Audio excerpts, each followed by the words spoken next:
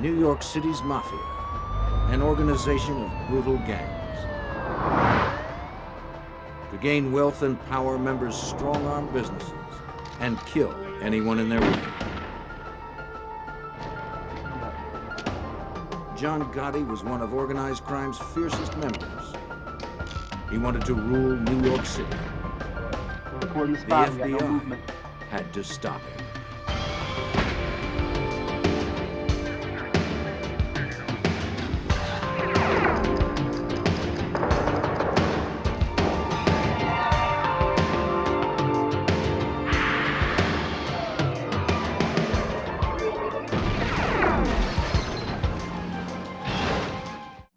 Panic fam, I'm Hannah, and if it's 2 a.m., the lights are off and the popcorn has gone cold, you know, it's Panic TV time. Welcome.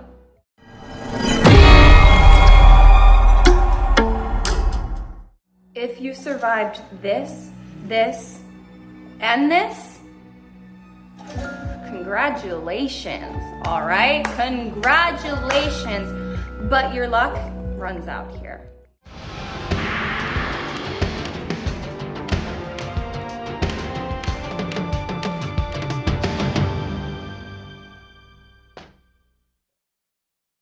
John Gotti was ambitious, powerful, and ruthless. He ruled with flash and conspicuous style, playing celebrity with the media and cat and mouse with the FBI.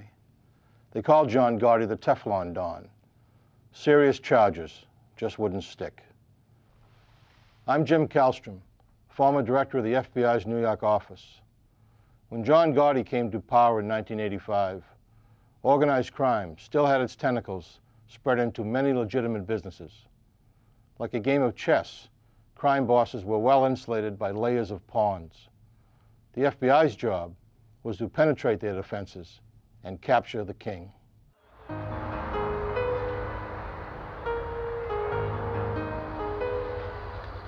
New York is the home of organized crime in America.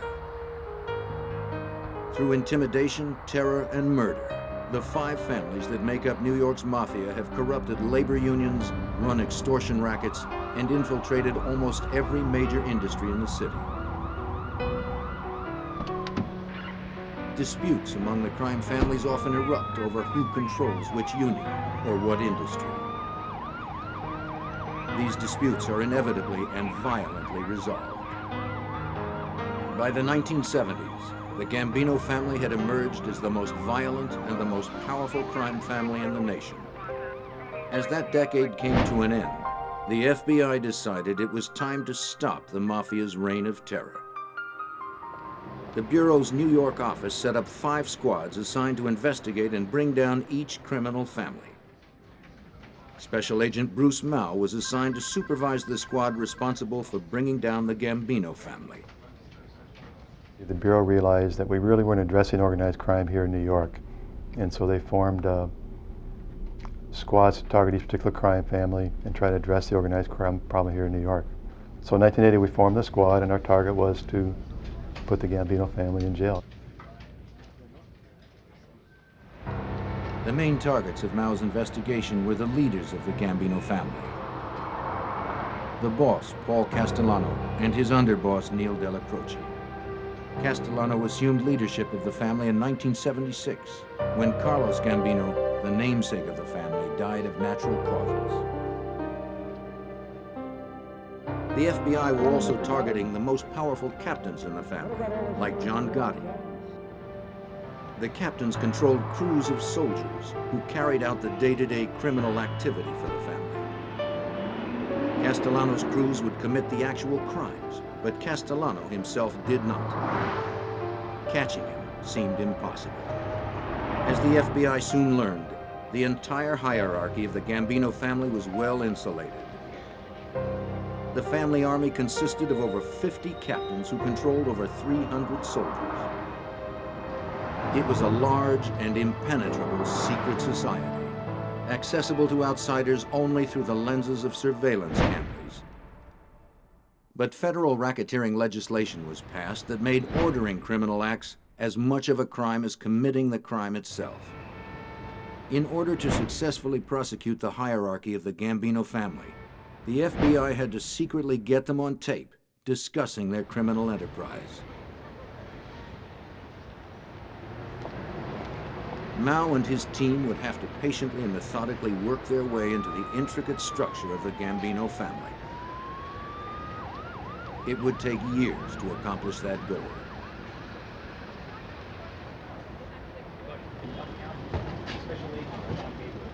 Agents tried to learn more by speaking to residents in the neighborhoods where mob activity was prevalent. You might recognize someone. No. You sure now? Yeah. But take a look. You might recognize one of these guys. Take a look. Take a good look. Take your time. Few people were willing to talk. Only those on the inside could tell agents who were the real power brokers in the family. Cooperating witnesses and informants had to be developed. Betraying the mafia meant certain death. Informants would be difficult to come by. But some were willing to take the risk. Most were low-level criminals cutting deals with the government to avoid prosecution and long prison sentences. Whatever their motivation, they gave agents something they did not have before: a back door into the Gambino family's criminal operations. Castellano ran the family like a major corporation. Nicknamed within the mafia as the Pope, he used unions to strengthen his grip on various industries in New York.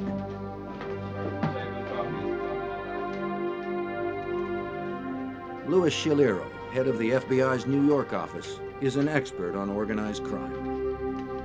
One of the most influential things that the Gambino family did was the control of the labor unions in New York City. They exerted at one time tremendous influence in terms of the Longshoremen's Union, in terms of construction industry, trade unions, and in terms of the Teamsters and trucking. By controlling the trade unions in New York City, the Gambino family was able to control construction and certainly had a great influence in the garment center. And that generated tremendous amount of financial base to the family. You know, that's paper trail. Castellano knew how to keep his interests under control. Castellano also realized how important it was to rule by fear and terror, so he had several enforcement arms of the family.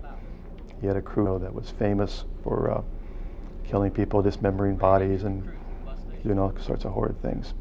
So even though Castellano was known as a businessman's Don, he was a tough guy. He had a hair trigger and temper, and he'd kill you at the drop of a hat. Getting to Castellano directly would be very difficult. His home in Staten Island was a fortress, under constant supervision by armed guards.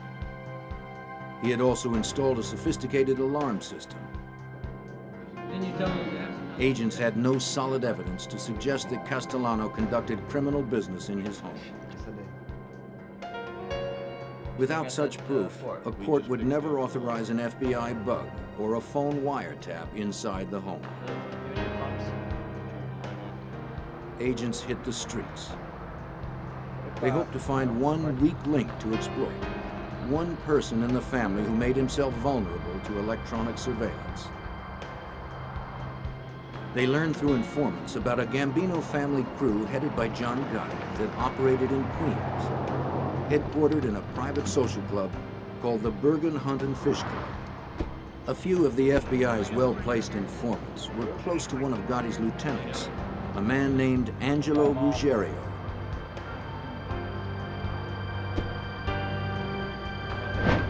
Though known on the streets as the most vicious gang in the Gambino family, agents believed they found their weak link in Gotti's crew. And the reason we did was he had a lieutenant named Angelo Ruggiero who ran the day-to-day operations for Gotti and his crew. And Angelo was an attractive target because, number one, he's very active, involved in a lot of criminal activity. Number two, he had a big mouth. He talked a lot. He was a gossip and a blabbermouth.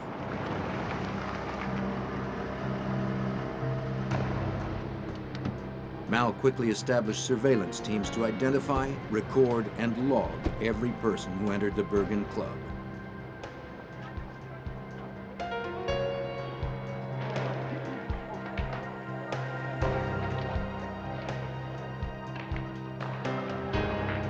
Agents learned that John Gotti and his crew made money for the family primarily through hijacking, car thefts, extortion, and illegal gambling operations.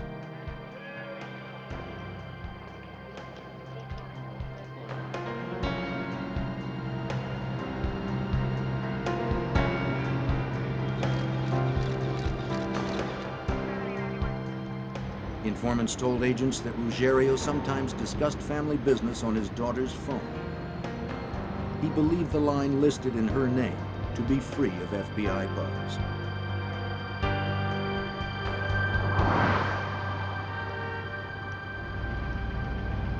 Permission to wiretap a private telephone is granted sparingly. Agents must convince a federal judge that the target is engaged in criminal activities and that the wiretap is likely to produce more evidence. If conversations are not of a criminal nature, the wiretap must be turned off. The informant's statements were enough to convince a federal judge in late 1981 that Ruggiero's daughter's phone should be tapped. Mao's squad had found a way to infiltrate the Gambino family.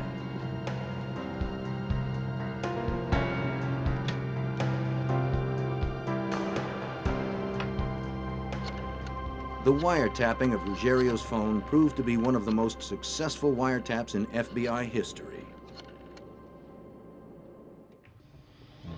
The conversations overheard by the FBI were damning. But agents learned that Ruggiero also held meetings in his home with Gambino members. Mao and his squad had enough evidence to justify placing a microphone in Ruggiero's home. Agents slipped in, installed the bugs in his dining room, and left without a trace.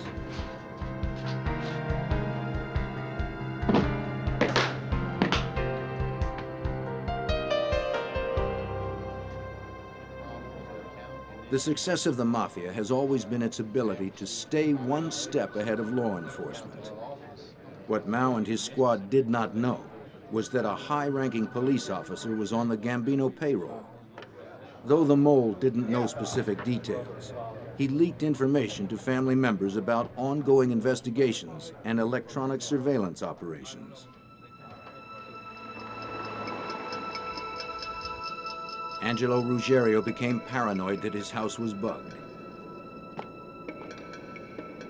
He searched the house himself, but found nothing. Unconvinced, he called in a professional to conduct a thorough search or sweep for bugs.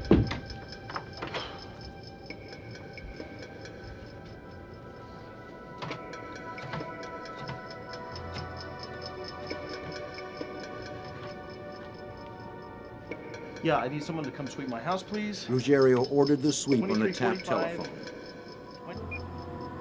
When the FBI heard the conversation, they knew they had a crisis. 2345 Richmond Street. Got a problem. The phone tap inside the home was immediately turned off to avoid detection. All that work. If discovered, it would destroy weeks of diligent work and send the squad back to square one. And there were no targets as talkative as Ruggiero. Yeah, just come right here. Okay. The sweeper arrived with the most sophisticated electronic detection equipment available. Yeah, sounds good.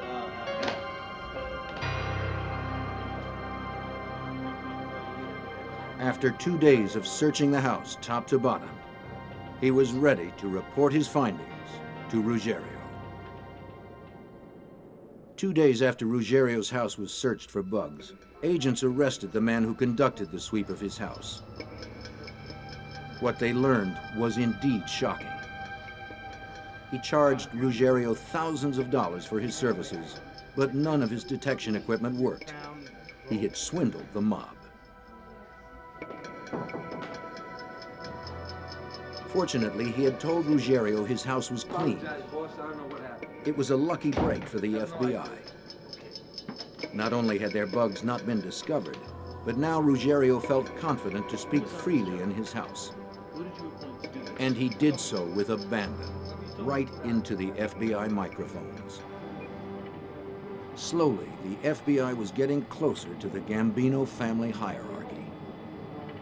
To agents, the conversations were a gold mine.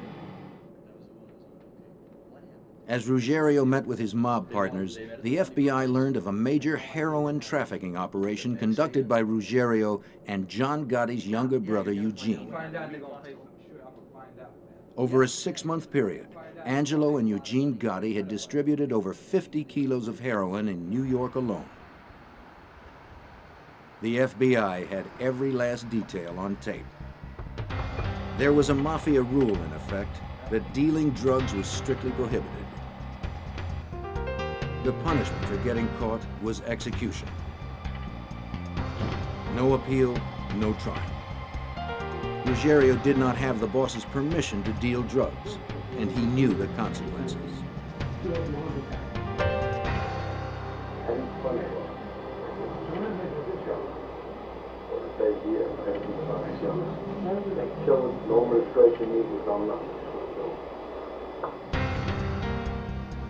The government felt it had a strong case against Ruggiero and Eugene Gotti. In September of 1983, they were charged with running a major heroin distribution network and obstruction of justice. Though all of those indicted were part of John Gotti's crew, his name was not mentioned in the taped conversations. But with the indictment, Castellano would soon find out that Gotti's men were dealing drugs. Learning of the heroin operation, however, was not the only valuable piece of information learned by agents. Just prior to his heroin indictment, Ruggiero would meet with other soldiers and discuss how he and John Gotti would go to Paul Castellano's house every Sunday for a family meeting. And then Angelo gave him a blow-by-blow what happened in Paul's house. The Pope did this, the Pope did that, he's mad at this guy. Everything's going in the family, we found out through Angelo's big mouth. And then next day, other soldiers would come over. Of course, Angelo had to reconstruct what happened again. So we found everything was happening in the Gambino family, thanks to Angelo Ruggiero, John Gotti, and Paul Castellano. Based on the Ruggiero wire, agents now had probable cause to bug the house of Gambino boss Paul Castellano.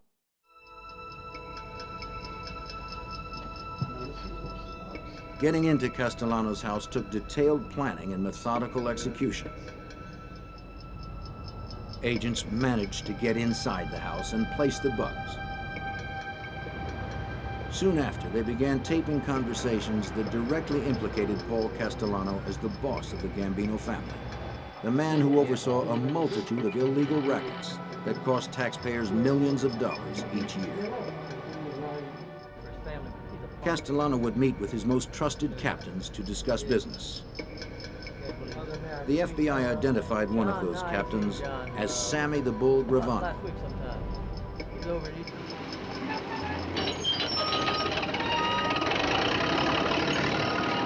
As his nickname implied, the Bull was both strong and aggressive. He was a boxer and a bodybuilder. He was also the family's top enforcer. Gravano generated his money for the family in the construction industry. He was adept at a number of criminal activities, but his most notorious skill was murder.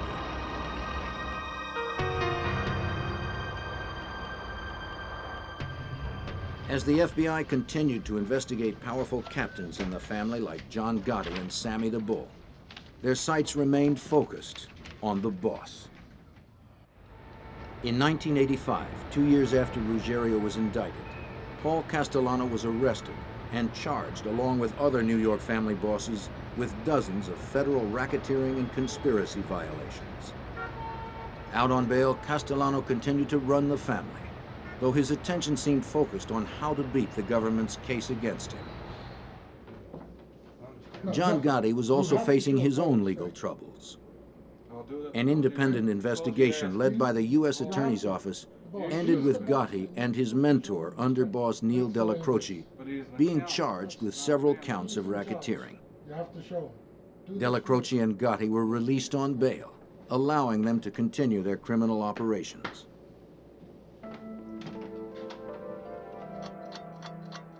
Months later, Della Croce lay dying of cancer. The FBI had bugged his bedroom. Gotti and Ruggiero visited, and the FBI was listening. They recorded Gotti talking about his fears that Castellano might kill him and Ruggiero for getting caught on tape discussing their drug dealings and for leading the FBI to Castellano's house. The boss wanted to hear the FBI tapes. Della Croce promised Gotti that he would do anything in his power to protect him. Della Croce's loyalty to Gotti was causing a rift in the family. He was stalling the boss, reluctant to turn the tapes over to Castellano. The Gambino family was splitting in two.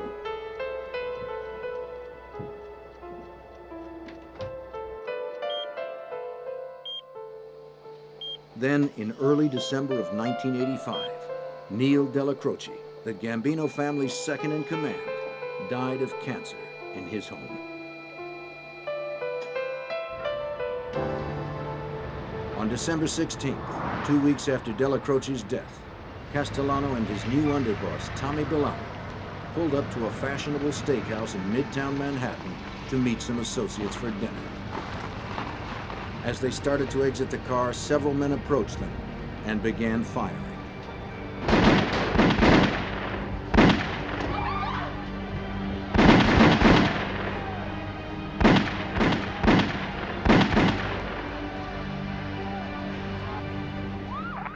Ugh, I swear my neighbors think I'm probably getting murdered right now. Castellano and Bellotti never knew what hit them. They were killed instantly. When the boss of a family is assassinated, the FBI believes that the person responsible is usually the one who steps up and assumes leadership of the family. It was mafia tradition to pay tribute to a new boss, to show him respect. 2 weeks after the murder, agents watched a parade of high-level Gambino family members enter the Bergen Hunt and Fish Club. They were meeting with John Gotti.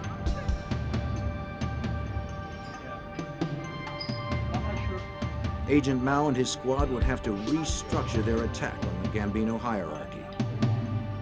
John Gotti was the new boss of the family.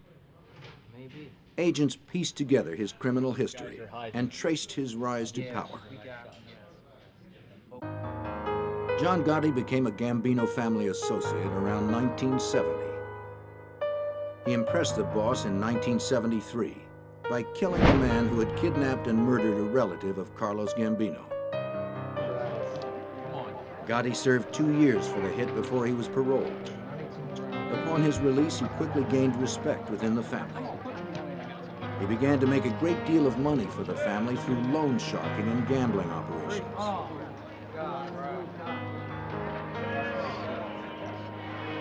In his neighborhood, he became a hero of sorts, throwing huge 4th of July parties every year, complete with fireworks.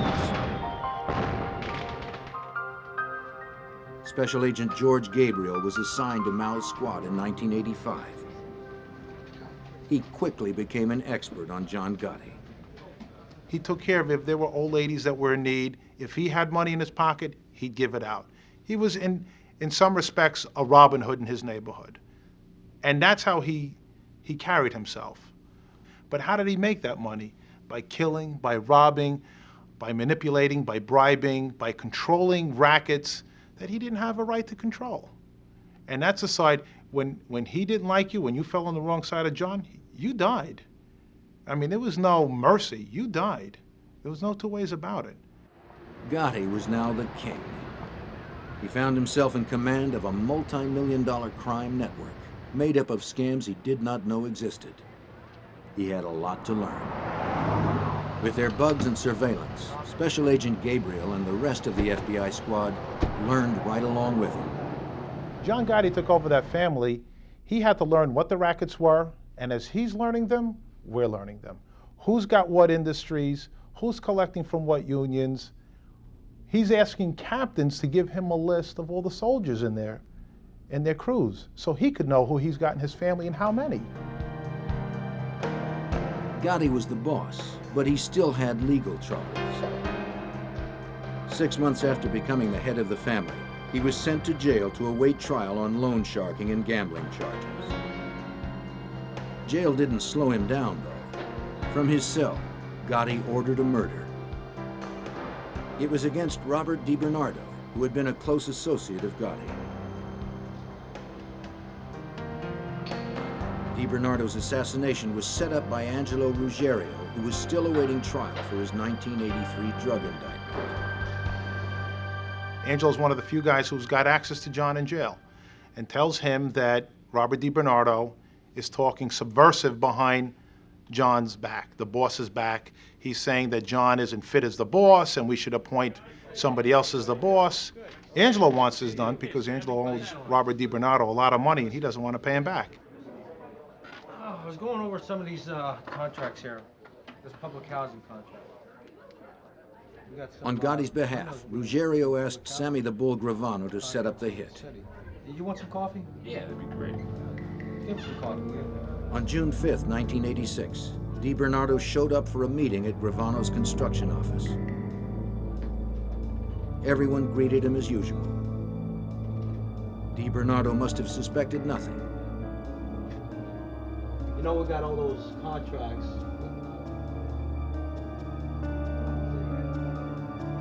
He was shot in the head from behind. His body was never found. The FBI learned of his death through informants. Agents believed Gotti's crew was responsible for the murder, but they needed proof. In August of '96, 2 months after the 𝙚𝙚𝙯 hit, Gotti went to trial for the gambling and loan sharking charges filed 2 years before. But Gotti had not been the primary target of that indictment. The case was originally designed to bring down underboss Neil Della Croce. The case against Gotti was never that strong, but an ambitious U.S. attorney saw an opportunity to get a mob boss. Though the case did not involve Mao's squad, he sent George Gabriel to observe the trial. During a break in the proceedings, Gabriel came face to face with his adversary. I introduced myself. I told him I'm George Gabriel. I'm with the FBI. I work on Bruce Mao's squad. He says, you tell him I'm going to be home in 6 weeks. I'm going to beat this one. I said, right, I'll deliver your message. I said, and if you do, I'll be there to congratulate you because it'll be a good job on your part. He says, good, I hope to see you. On March 13th, 1987, Gotti was acquitted on all counts.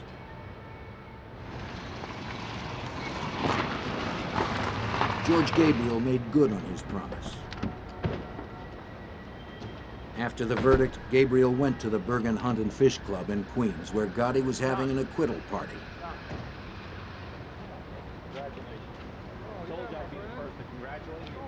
He congratulated Gotti. To the press, the public, and to prosecutors, John Gotti seemed untouchable.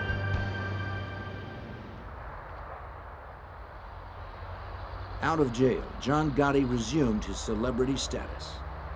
Around town, he was seen at fine restaurants and glitzy nightclubs, always immaculately dressed. Already he was known as the Dapper Don. Now, with his acquittal, he earned the title of the Teflon Don. Charges slid right off him. To the media, he was glorified as the underdog who took on and beat the government. But now, it was Mao's turn to make a case against Gotti. I get upset when they glorify a guy like that. To me, he's just a common thug, a criminal. He's a terrorist. He doesn't believe in our government. He doesn't believe in voting, doesn't believe in church, doesn't believe in family. He's a mass murderer. How can you glorify this guy here and make him a role model for your kids? It's very upsetting to me. In order to make his case against Gotti, Mao had to find out where he was conducting his business. The FBI bugs planted at the Bergen Hunt and Fish Club had dried up. Since becoming boss, Gotti wasn't spending as much time there. The squad leaned hard on informants to find out where Gotti held his high-level meetings. It took 8 months, but in early 1988, they finally found Gotti's new headquarters. Gotti turned the Ravenite Social Club in Little Italy into his headquarters. It was a symbolic gesture on Gotti's part, The Ravenite was his mentor Neil Della Croce's old club. Here, Gotti would meet with his captains to conduct family business.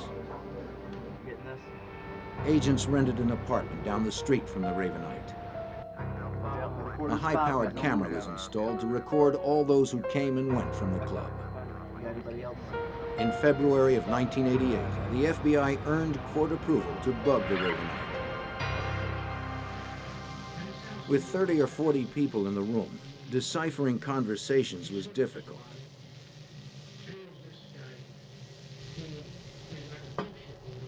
Cassette tape recordings of white noise were always being played in the club.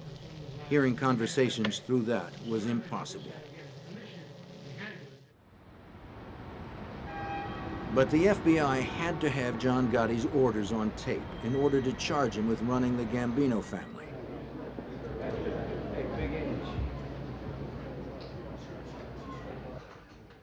So far, the bugs in the Ravenite had not produced much evidence.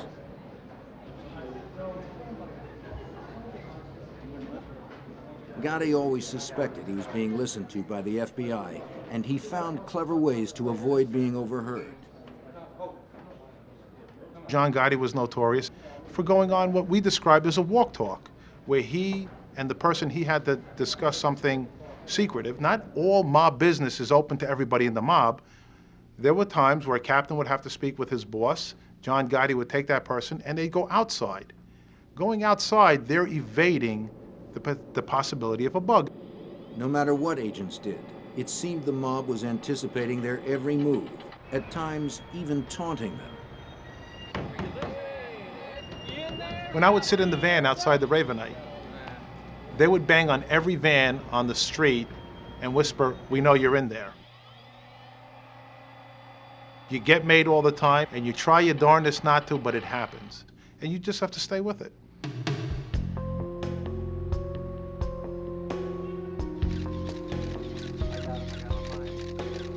John Gotti ordered another hit out of range of the FBI bugs. This time, it was Louis Melito, a Gambino soldier whose loyalty to Gotti was suspect. Gotti felt Melito was a threat to the family administration, since Melito had been a close business associate of Paul Castellano and Tommy Bilotti. Sammy the Bull agreed to oversee the hit. He too had little use for Melito. Sammy felt he was trying to move in on the construction industry. Melito was shot dead under Gravano's supervision, his body removed and never found. The FBI learned of the hit through informant rumors. But again, there was not enough hard evidence on Gotti to arrest him. Gotti was ordering people killed right under the FBI's nose. The cat-and-mouse game intensified, and so did the pressure on the FBI to stop him from ordering more killings. Mao knew he was overlooking something. Gotti must be talking, but the FBI didn't know where. In December 1988, Bruce Mao decided it was time to shut down the wire and regroup. It was a very frustrating time because we knew we were so close. We had these guys on videotape. We could see them coming and going. We saw the walk talks around the street. We were so close, but yet so far away from achieving our goals. The bugs were shut down, but the FBI's Gambino squad would not give up. They developed a new informant who told them Gotti would sometimes be in deep conversation with one of his men in the Ravenite. Then abruptly, they would leave the table and go into a hallway behind the club. Usually they were gone for 10 or 15 minutes. The meetings in the hall were no doubt incriminating ones. And in a quiet hallway, FBI bugs could pick up more of the conversations. The squad quickly took advantage of the opportunity.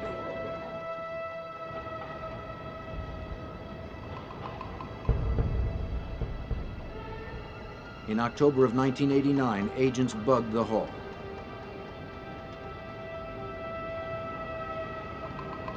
They recorded Gotti, meeting with several Gambino family members there.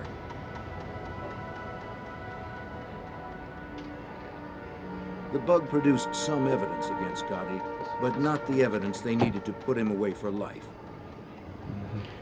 Gotti had to be meeting his men in another location within the building. Somewhere where he felt comfortable and safe.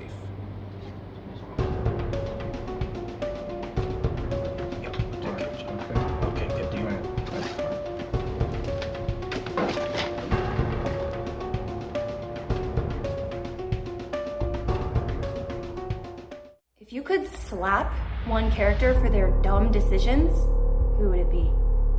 Huh? Go on. Vent in the comments. I can't wait to read. In the fall of 1989, agents learned from informants about another location within the building that Gotti frequented. Nettie Sorelli was a widow. Her husband, Michael, had been caretaker of the Ravenite Club. When he died, she remained in the apartment they shared, just 2 floors above the club. It was believed that Gotti used Mrs. Sorelli's apartment to talk about sensitive family business. Getting into Mrs. Sorelli's apartment undetected was going to be a problem. She rarely left. As the FBI's Special Operations Squad tried to figure a way in, agents learned that Mrs. Sorelli would be leaving town for the Thanksgiving holiday.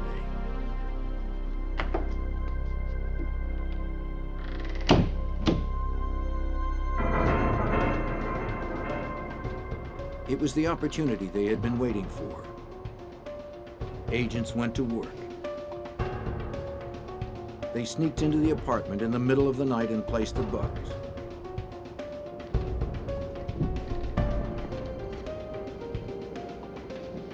On November 30th, 1989, the first conversation taped in Mrs. Sorelli's apartment came over the wires. Crisp and clear, all participants talked freely. They spoke directly, using no code words or sign language like they often did when a bug was suspected. For weeks, agents listened in on the apartment conversations.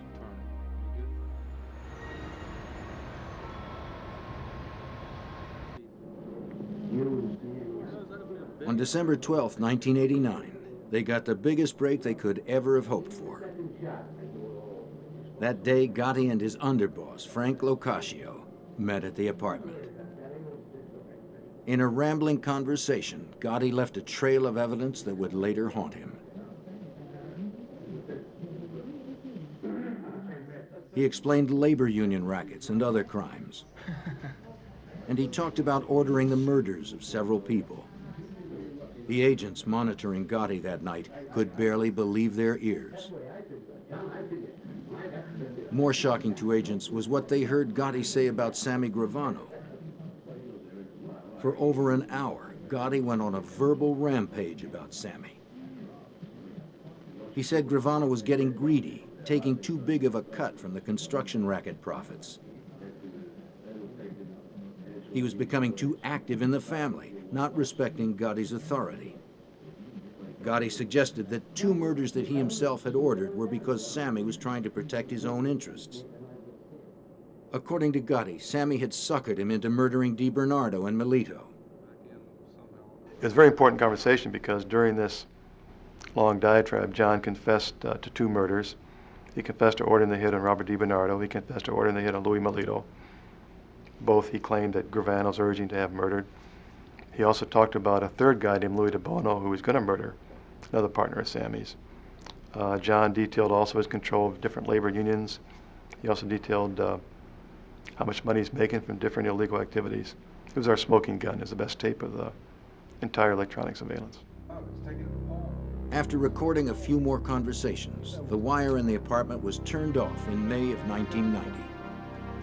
For Mao's Gambino squad, all the years of patience had finally paid off.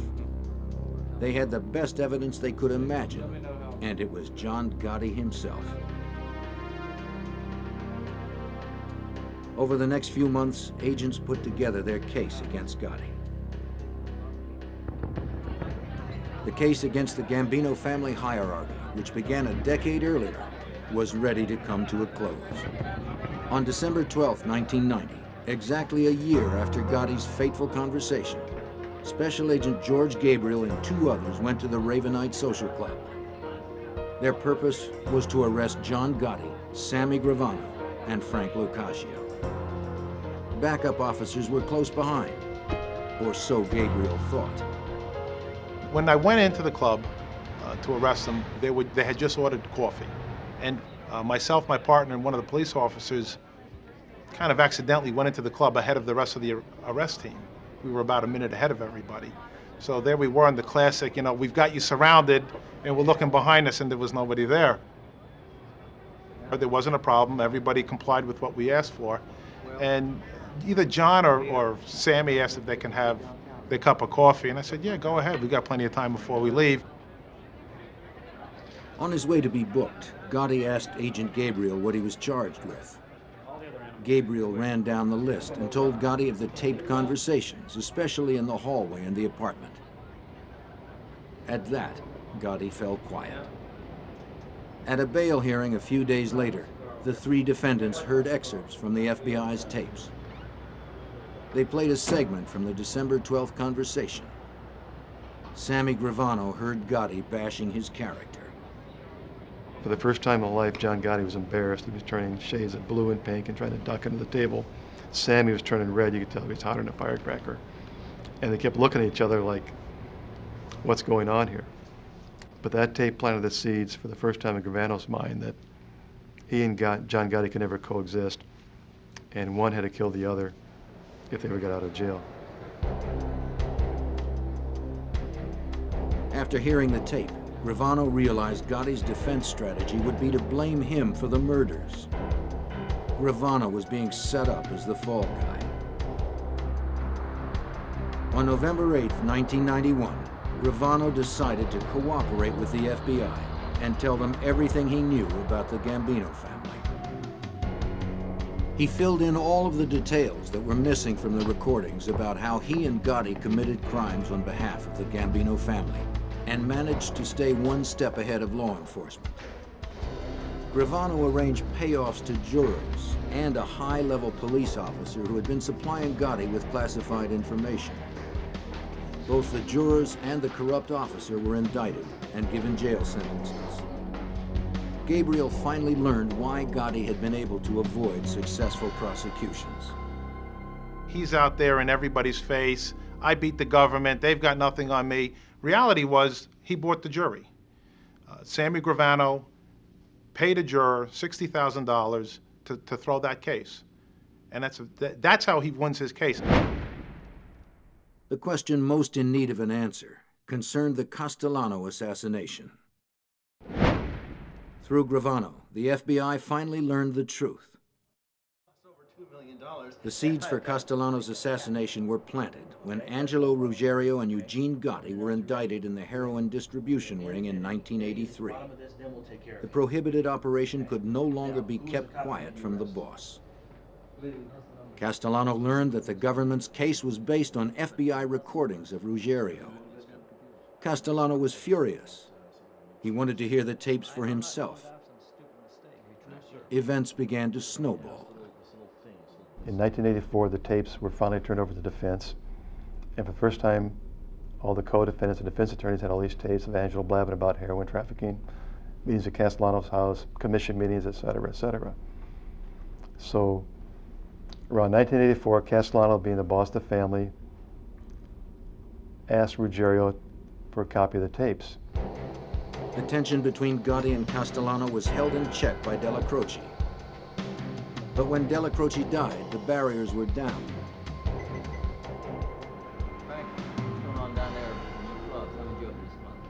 A few days after Della Croce's death, Castellano summoned his captains for a meeting. Tommy Bellotti would replace Della Croce as underboss. More ominously, Castellano declared that Gotti's crew would be disbanded, his men absorbed into other crews. Castellano had finally listened to the Ruggiero tapes. They had given the government such a good case that after the trial, there probably wouldn't be much of a Gotti crew anyway. Gotti was furious, and he knew he was a target. It's got to be security. There was grumbling among the ranks that Castellano was preoccupied with his legal problems and wasn't paying enough attention to the family. Some members thought he was pocketing too much money for himself, not spreading it around among the soldiers and captains. Gotti began to formulate his takeover. He had Angelo Ruggiero approach 3 of the 4 other mafia families. He wanted to know if they would look the other way if something were to happen to Castellano. The families said they would not interfere. Gotti carefully picked a few soldiers to help plan the hit. In particular, there was one Gambino member whose support would be crucial if the hit was going to succeed.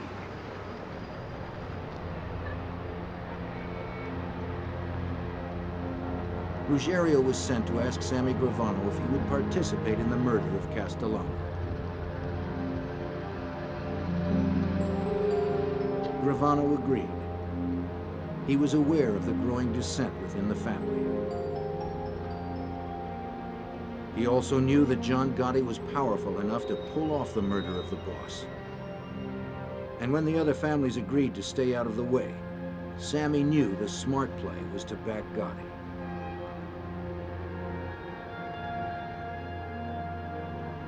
Gotti put together a team of 5 Gambino family members to plan Castellano's assassination. They called themselves the Fist of 5. Hitting the boss of the Mafia's largest family was a formidable task. The Fist would have to find Castellano away from his loyalists. And they knew that Castellano was under constant law enforcement scrutiny. He must be hit someplace where the FBI was not apt to be following him. Their best opportunity came in mid-December 1985. Castellano had asked 5 of his captains to meet him for dinner at Sparks Steakhouse in Midtown Manhattan. But one of the captains was a member of the Fist. The night before the planned hit, the Fist convened at a construction office used by Gravano.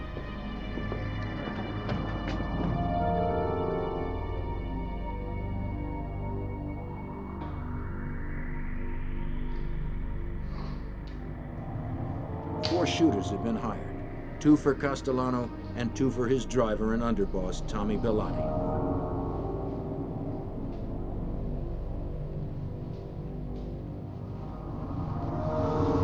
The murders had been meticulously planned. On December 16th, the team gathered in a park about a mile from Sparks. The 4 shooters dressed alike, in black Russian hats and light-colored trench coats.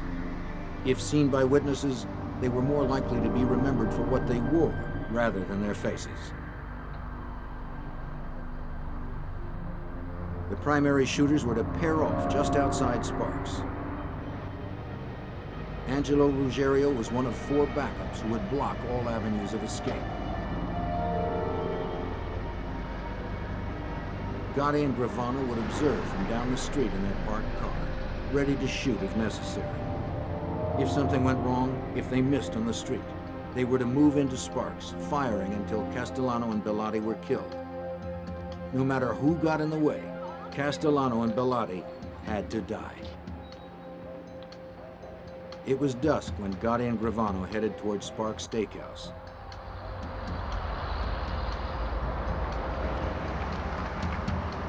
The shooters took their places. Gotti and Gravano soon found their vantage point, a parking space at an intersection down the street from the restaurant. They waited in the car. Castellano was late. Perhaps he'd been tipped off about the plot on his life. In the middle of a conversation with Gotti, Gravano suddenly looked to his left and panicked at what he saw.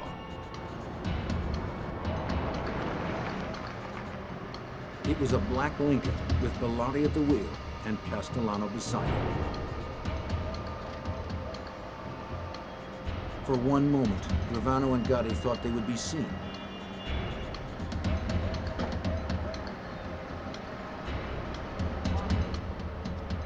But the light changed and the car moved on.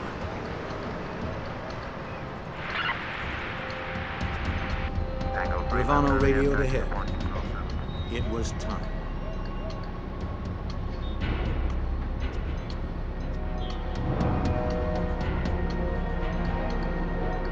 As Bellotti pulled the car to the curb, the assassins advanced.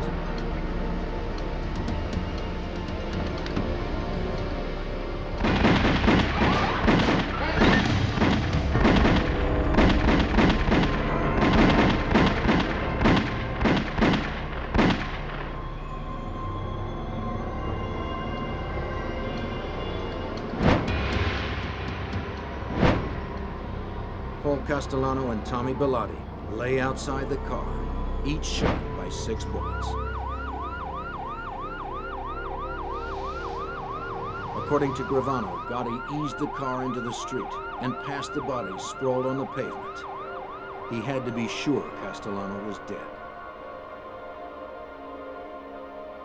Gravano's detailed account finally put an end to the speculating.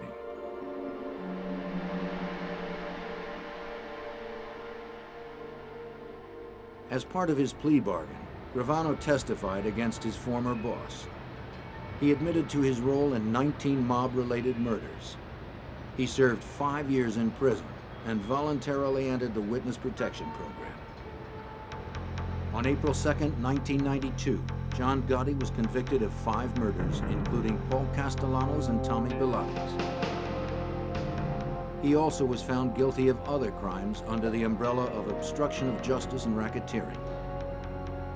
They included bribery of a police officer, jury tampering, gambling, bookmaking, tax evasion, and attempted murder. John Gotti lived out his life in federal custody, stripped of his audience, his expensive suits, and his flamboyant style. He died in a prison hospital on June 10th, 2002. The FBI crackdown on organized crime is working. 𝙭 head of the New York office, is optimistic about New York's future. People today, I think, can build a building in New York City without being shaken down by a Cosa Nostra family. I think a restaurant in New York City could have their garbage picked up without fearing that they will be shaken down if they don't pick a particular carter. People today can compete on the Fulton Fish Market without the necessity of paying off one of the particular New York crime families. So we've come a long way. There is certainly a lot of things that left to be done, but I think people generally in New York City certainly are starting to feel the effects of this effort.